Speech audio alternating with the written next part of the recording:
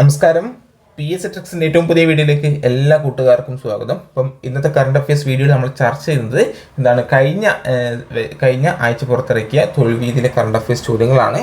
ഞാൻ എല്ലാ വീഡിയോസിലും പറയാറുണ്ട്, നിങ്ങൾക്ക് പറ്റുമെങ്കിൽ ആഴ്ചയിൽ ഇറങ്ങുന്ന തൊഴിൽ വീതിയും തൊഴിൽ വാർത്തയും വാങ്ങി പഠിക്കാൻ വേണ്ടി ശ്രമിക്കുക. ഓക്കെ അല്ലേ? അപ്പോൾ നല്ല പോയിന്റ്സ് ആണ്. കറണ്ട് അഫയേഴ്സ് മാത്രമല്ല, മോഡൽ ക്വസ്റ്റ്യൻസ് ഉണ്ട്, അതുപോലെ തന്നെ ഓരോ PVQ ഉണ്ട്. അതൊക്കെ വളരെ ഇമ്പോർട്ടൻ്റ് ആയ കാര്യങ്ങളാണ്. അത് നമുക്ക് PSC ഉപകാരപ്രദമാകുന്ന കാര്യങ്ങൾ വളരെ അതിൽ നമുക്ക് കാണാൻ വേണ്ടി സാധിക്കുന്നുണ്ട്. അതുപോലെ തന്നെ മാസത്തിൽ 2 തവണ ഇറങ്ങുന്ന തൊഴിൽ PSC ബുള്ളറ്റിനും അതും പറ്റുമെങ്കിൽ വായിക്കും. ഓക്കെ അല്ലേ? ഇത് നിങ്ങൾക്ക് വാങ്ങാൻ ബുദ്ധിമുട്ടുള്ള ആണെങ്കിലോ ഈ വീഡിയോ കാണുന്ന ആർക്കും, അല്ലെങ്കിൽ നമ്മുടെ മൊബൈൽ റീചാർജ് ചെയ്യുന്ന പൈസ വേണ്ട, ഒരു മാസത്തിൽ ബുക്കുകൾ വാങ്ങാനല്ലേ. അപ്പോൾ ആർക്കും ബുദ്ധിമുട്ടുണ്ട്, അത്രക്കും ബുദ്ധിമുട്ടുണ്ടെങ്കിൽ വാങ്ങിയ ആൾക്കാരോട് ചോദിച്ചിട്ട് മറ്റുള്ളവരോട് ചോദിച്ചിട്ട് ജസ്റ്റ് ഒന്ന് വാങ്ങി 2 ദിവസത്തിനുള്ളിൽ നമുക്ക് തീർക്കാൻ പറ്റുന്നതേ ഉള്ളൂ. Okay, yes. അപ്പം ഒന്നാമത്തെ ചോദ്യം ഇതാണ്, ഈയിടെ ലോകാരോഗ്യ സംഘടനയുടെ പട്ടികയിൽ ഇടം നേടിയ കേരളത്തിലെ പദ്ധതി ഏത് എന്താണ് യെസ്, ബന്ധു ക്ലിനിക് പദ്ധതി അല്ലേ. ഈയിടെ ലോകാരോഗ്യ സംഘടനയുടെ പട്ടികയിൽ ഇടം നേടിയ കേരളത്തിലെ പദ്ധതി ഏതാണ്? അത് ബന്ധു ക്ലിനിക് പദ്ധതി. അതിഥി തൊഴിലാളികൾക്ക് മികച്ച ആരോഗ്യ പരിരക്ഷ ഉറപ്പാക്കുക എന്ന ലക്ഷ്യത്തോടെ 2020 ബന്ധു ക്ലിനിക്ക് തുടങ്ങിയത്. എന്താണ് ബന്ധു ക്ലിനിക്ക്? അതിഥി തൊഴിലാളികൾക്ക് മികച്ച ആരോഗ്യ പരിരക്ഷ ഉറപ്പാക്കുക എന്ന ലക്ഷ്യത്തോടെ 2020 ബന്ധു ക്ലിനിക് തുടങ്ങിയത്. ലോകാരോഗ്യ സംഘടന തയ്യാറാക്കിയ അഭയാർത്ഥികളുടെയും കുടിയേറ്റക്കാരുടെയും ആരോഗ്യവുമായി ബന്ധപ്പെട്ട് ആരോഗ്യ തലത്തിലുള്ള 140 ഉദ്യമങ്ങളുടെ പട്ടികയിലാണ് ബന്ധു ക്ലിനിക് പദ്ധതി ഉൾപ്പെട്ടത്. അത് ഇത്ര ഇമ്പോർട്ടൻ്റ് ഒന്നല്ല. ഓക്കെ അല്ലേ? യെസ്. ഇനി ഇന്ത്യയിൽ നിന്ന് ഇതുവരെ 2 പദ്ധതികളാണ് പട്ടികയിൽ ഇടം നേടിയിട്ടുള്ളത്. കോവിഡ് കാലത്തെ ഇടപെടലിന്റെ പശ്ചാത്തലത്തിൽ നീതി ആയോഗാണ് ഇന്ത്യയിൽ നിന്ന് ഇടം നേടിയ രണ്ടാമത്തേത്. യെസ്, നമ്മുടെ ഏതിലിടം പെട്ടു എന്നാ പറഞ്ഞത്? ഈയിടെ ലോകാരോഗ്യ സംഘടനയുടെ പട്ടികയിൽ ഇടം നേടിയ കേരളത്തിലെ പദ്ധതിയാണ് ബന്ധു ക്ലിനിക് പദ്ധതി. ദേശീയ ആരോഗ്യ ദൗത്യം, എറണാകുളം ജില്ലാ ഭരണകൂടം, centre for migration and inclusive development എന്നിവരുടെ കൂട്ടായ്മയിലാണ് ബന്ധു മൊബൈൽ ക്ലിനിക്കിന്റെ പ്രവർത്തനം. Okay, yes. അതിഥി തൊഴിലാളികൾക്കിടയിൽ നടത്തിയ മാതൃകാപരമായ പ്രവർത്തനങ്ങളാണ് ബന്ധു ക്ലിനിക്കിനെ ഈ നേട്ടത്തിന് അർഹമാക്കിയത്. കുടിയേറ്റ തൊഴിലാളികളുടെ കുട്ടികൾക്ക് വിദ്യാഭ്യാസം ഉറപ്പാക്കുന്നതിനായുള്ള കേരള സർക്കാർ പദ്ധതിയാണ് ജ്യോതി. ചോദിക്കാം, വളരെ ഇമ്പോർട്ടൻ്റ് ആണ്. എന്താണ് ജ്യോതി? കുടിയേറ്റ തൊഴിലാളികളുടെ കുട്ടികൾക്ക് വിദ്യാഭ്യാസം ഉറപ്പാക്കുന്നതിനായുള്ള കേരള സർക്കാർ പദ്ധതിയാണ് ജ്യോതി അല്ലേ. ഈ പദ്ധതിയിലൂടെ കുടിയേറ്റ തൊഴിലാളികളുടെ 3 മുതൽ 6 വരെ പ്രായമുള്ള കുട്ടികളെ അങ്കണവാടികളിലും 6 വയസ്സും അതിൽ കൂടുതലുമുള്ളവരെ പൊതുവിദ്യാലയങ്ങളും സംയോജിപ്പിക്കുന്നതുമാണ്. ഓക്കെ അല്ലേ? ഓർക്കുക, കുടിയേറ്റ തൊഴിലാളികളുടെ കുട്ടികൾക്ക് വിദ്യാഭ്യാസം ഉറപ്പാക്കുന്നതിനായുള്ള കേരള സർക്കാർ പദ്ധതിയാണ് ജ്യോതി. ഈ ജ്യോതി എന്ന ഈ പദ്ധതിയിലൂടെ കുടിയേറ്റ തൊഴിലാളികളുടെ 3 മുതൽ 6 വയസ്സുവരെ പ്രായമുള്ള കുട്ടികളെ അങ്കണവാടിയിലും 6 വയസ്സും അതിൽ കൂടുതലുമുള്ളവരെ പൊതുവിദ്യാലയങ്ങളും സംയോജിപ്പിക്കുന്നതുമാണ്. മനസ്സിലായോ? യെസ്. ഇനി ഇതര സംസ്ഥാന തൊഴിലാളികളുടെ ഓൺലൈൻ രജിസ്ട്രേഷന് വേണ്ടി building and other construction workers welfare fund board വികസിപ്പിച്ച മൊബൈൽ ആപ്ലിക്കേഷനാണ് ഗസ്റ്റാപ്പ്. എന്താണ് ഗസ്റ്റാപ്പ് ചോദിച്ചാൽ ചോദിക്കാറുണ്ട്, എന്താണ് ഗസ്റ്റാപ്പ്? ഇതര സംസ്ഥാന തൊഴിലാളികളുടെ ഓൺലൈൻ രജിസ്ട്രേഷന് വേണ്ടി building and other construction workers welfare fund board വികസിപ്പിച്ച മൊബൈൽ ആപ്ലിക്കേഷനാണ് ഗസ്റ്റാപ്പ്. ഇനിയോ, തദ്ദേശ സ്വയംഭരണ സ്ഥാപനങ്ങളുടെ സഹകരണത്തോടെ തൊഴിലാളികൾക്ക് താമസ സൗകര്യം ഒരുക്കുന്ന പദ്ധതിയാണ് ആലയ്. എന്താണ് ആലയ്? തദ്ദേശ സ്വയംഭരണ സ്ഥാപനങ്ങളുടെ സഹകരണത്തോടെ തൊഴിലാളികൾക്ക് താമസ സൗകര്യം ഒരുക്കുന്ന പദ്ധതിയാണ് ആലയ് അല്ലേ. ഈ പദ്ധതി പ്രകാരം തൊഴിലാളികൾക്ക് വീടുകൾ നൽകാൻ തയ്യാറാകുന്ന ഉടമകൾ തൊഴിൽ വകുപ്പിൽ രജിസ്റ്റർ ചെയ്യുകയും തൊഴിലാളികൾക്ക് താമസിക്കാൻ ലഭ്യമാക്കുകയും ഇത് മാത്രം ഓർക്കുക. എന്താണ് ആലയ എന്ന് പറഞ്ഞാൽ തദ്ദേശ സ്വയംഭരണ സ്ഥാപനങ്ങളുടെ സഹകരണത്തോടെ തൊഴിലാളികൾക്ക് താമസ സൗകര്യം ഒരുക്കുന്ന പദ്ധതിയാണ് ആലയ്. ഓക്കെ അല്ലേ? ഇനി നെക്സ്റ്റ് വളരെ ഇമ്പോർട്ടൻ്റ് ആയ നെക്സ്റ്റ് ക്വസ്റ്റ്യൻ ആണ് 2025 ലോക ജലദിനത്തിന്റെ പ്രമേയം എന്താണ്? 2025 ലോക ജലദിനത്തിന്റെ പ്രമേയമാണ് ഹിമാനികളുടെ സംരക്ഷണം. ഹിമാനികളുടെ സംരക്ഷണം. ഓക്കെ അല്ലേ? ഇനി 1992 റിയോ ഡി ജനീറോയിൽ ചേർന്ന ഐക്യരാഷ്ട്ര സംഘടനയുടെ പാരിസ്ഥിതിക വികസന സമ്മേളനം അംഗീകരിച്ച പ്രമേയമാണ് ജലദിനം എന്ന ആശയം മുന്നോട്ട് വെച്ചത്. 1992 റിയോ ഡി ജനീറോയിൽ ചേർന്ന ഐക്യരാഷ്ട്ര സംഘടനയുടെ പാരിസ്ഥിതിക വികസന സമ്മേളനം അംഗീകരിച്ച പ്രമേയമാണ് ജലദിനം എന്ന ആശയം മുന്നോട്ട് വെച്ചത്. തുടർന്ന് 1993 മുതൽ ഐക്യരാഷ്ട്ര സംഘടന പൊതുസഭയുടെ നേതൃത്വത്തിൽ എല്ലാ വർഷവും മാർച്ച് 22 ലോക ജലദിനമായി ആചരിക്കുന്നു. ഇമ്പോർട്ടൻ്റ് ആയ കാര്യം മറ്റൊന്നും പഠിക്കണ്ട. എന്താണ് ലോക ജലദിനം? മാർച്ച് 22 ആണ്.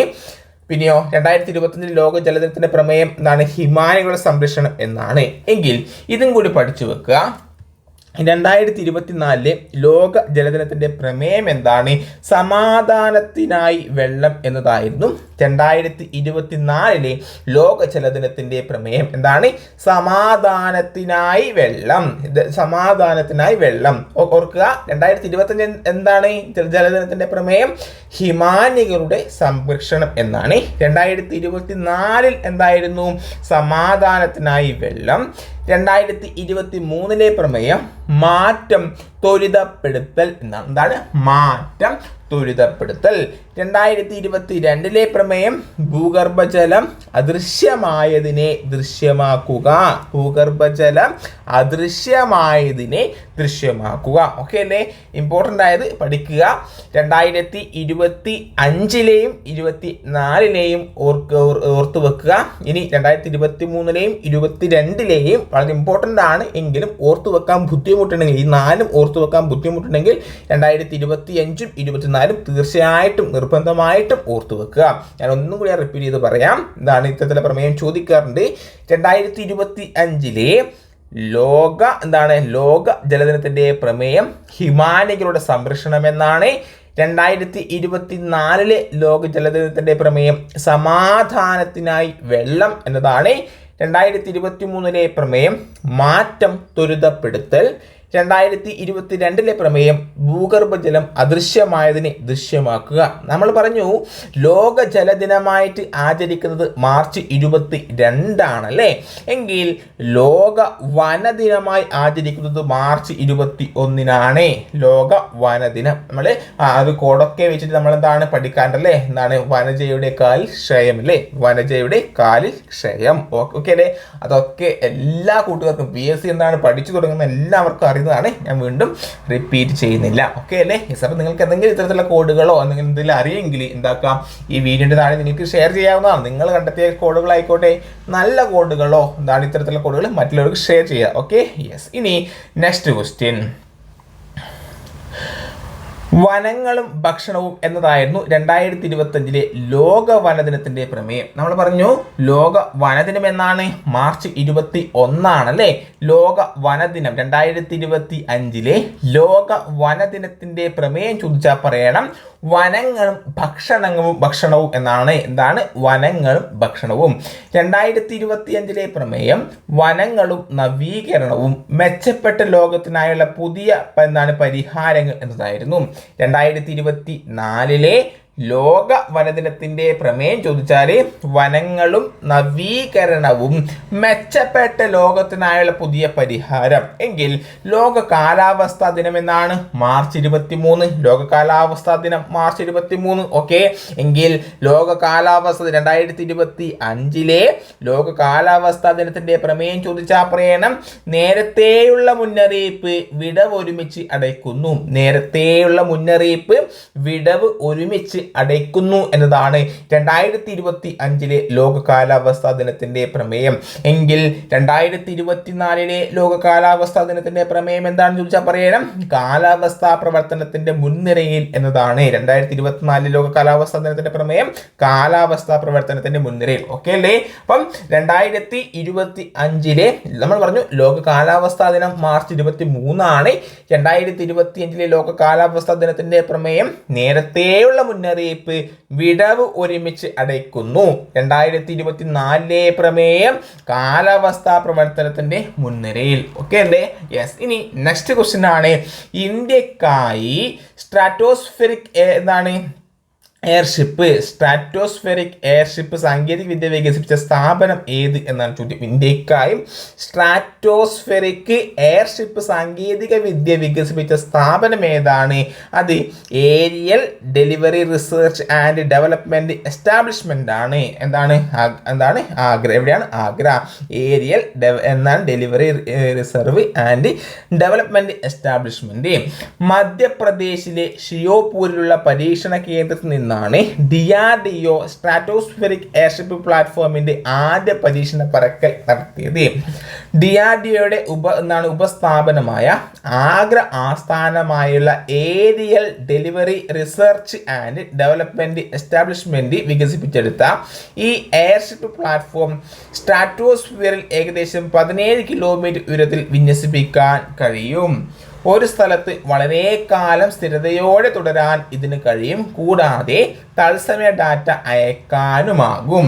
റഡാറിന്റെ പരിധിക്കപ്പുറം നിലകൊള്ളുന്ന സുരക്ഷാ സേനയുടെ നിരീക്ഷണ ശേഷി ശക്തിപ്പെടുത്തുകയാണ് ഈ ആകാശക്കപ്പൽ. കാശ്മീർ, അരുണാചൽ പ്രദേശ് തുടങ്ങിയ ഇടങ്ങളിൽ എത്തിച്ചേരാൻ പ്രയാസമുള്ളതും എന്താണ് സെൻസിറ്റീവുമായ പ്രദേശങ്ങളിൽ സൈനിക പ്രവർത്തനങ്ങൾക്ക് ഈ പ്ലാറ്റ്ഫോം വളരെയധികം ഉപയോഗപ്രദമാണ്. ഇവിടെ ഓർത്തുവെക്കേണ്ട കാര്യം എന്താണ്? ഇന്ത്യക്കായി സ്ട്രാറ്റോസ്ഫിയറിക് എയർഷിപ്പ് സാങ്കേതിക വികസിപ്പിച്ച സ്ഥാപനം ഏതാണ്? അത് aerial delivery research and development establishment Agra. അത് ഓർത്തുവെക്കുക. ഓക്കെ അല്ലേ? ഇനി രാഷ്ട്രീയ അരക്ഷിതാവസ്ഥ രൂക്ഷമായ ഹെയ്ത്തിയിൽ നിന്ന് ഇന്ത്യക്കാരെ ഒഴിപ്പിക്കുന്നതിനുള്ള രക്ഷാദൗത്യം ഏത് പേരിലാണ് അറിയപ്പെടുന്നത്?